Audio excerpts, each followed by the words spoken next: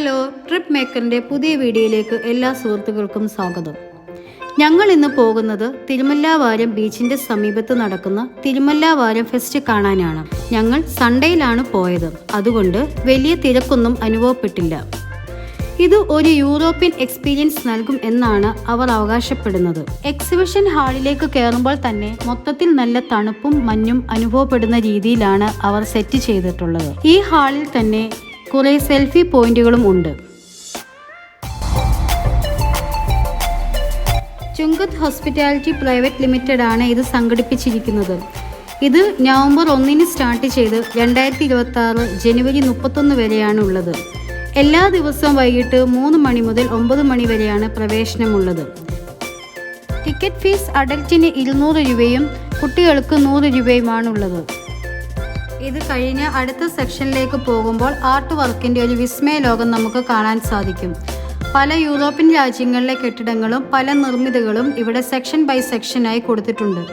ഓരോന്നിനെക്കുറിച്ചും explain ചെയ്തു തരാൻ ഇവിടെ ഗൈഡുകളുമുണ്ട്. ക്രിസ്തുവിനെ ക്രൂശിൽ തറച്ച ഗോൽഗൊത്ത മലയും അടക്കം ചെയ്ത കല്ലറയും ഇവിടെ കാണാൻ സാധിക്കും.